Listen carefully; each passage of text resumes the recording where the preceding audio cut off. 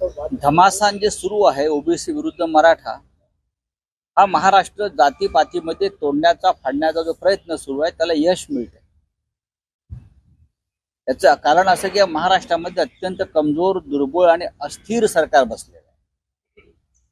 मुख्यमंत्र्यांना कोणी जुमानत नाही, मुख्यमंत्री लादलेले आहेत दिल्लीने, भाजपवाले त्यांना जुमानत नाही। माझ्या माहितीप्रमाणे सध्या जे काय युद्ध सुरू आहे ओबीसी विरुद्ध मराठा, कॅबिनेटमध्ये गँगवॉर सारखी परिस्थिती आहे, टोळी युद्ध आहे कॅबिनेटमध्ये या विषयावर। एखाद्या मंत्र्याच्या अंगावर दुसरा मंत्री धावून जाण्यापर्यंत परिस्थिती निर्माण झालेली आहे। या राज्यामध्ये असं चित्र कधीच नव्हतं। मुख्यमंत्री जर आपल्या मंत्र्यांवर नियंत्रण ठेवू शकत नसतील तर मंत्रिमंडळाचं प्रमुख म्हणून त्यांना बसण्याचा अधिकार नाही।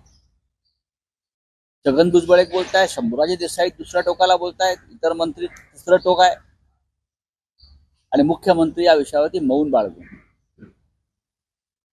मनोज जरांगे पाटलाने 24 डिसेंबरची डेडलाईन दिलेली आहे। 24 डिसेंबर नंतर महाराष्ट्रात काय होईल हे कोणीच सांगू शकत नाही।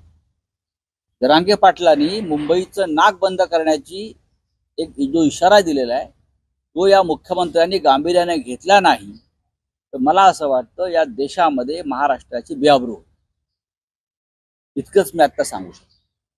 सर, धनगर समाज के लोग भी कल भीड़ में निकले हैं, वो भी अपनी तरफ से ताकत दिखाने की कोशिश करें। आरक्षण की मांग हा महाराष्ट्र पूर्णपणे जाती पातीमध्ये विभागला आणि फाटला गेला। हे राज्य अशा पद्धतीनं कधीच झालं नव्हतं।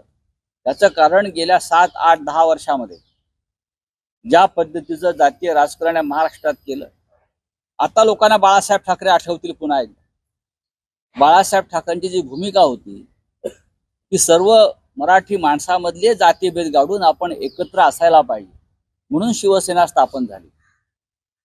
आज दुर्दैवाने ते चित्र नाहीये, नष्ट झाले। पण त्याच्या पत्रकार परिषदेमध्ये नितीश कुमारांवर टीका करण्याची ते लांबची गोष्ट झाली,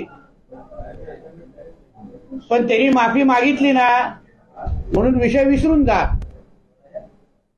अशा गलिच्छ मानसिकतेचं प्रदर्शन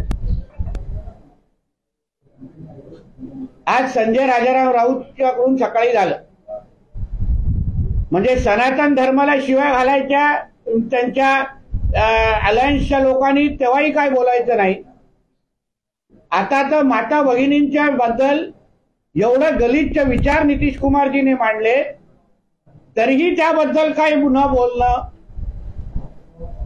म्हणजे ह्यांची खरी मानसिकता किंवा महिलांकडे बघणारा दृष्टिकोन ह्या इंडिया अलायन्स लोकांचा काय आहे हे त्याचं उत्तम उदाहरण आहे। आणि संजय राजाराम राऊतकडून ही अपेक्षा ठेवूच शकत नाही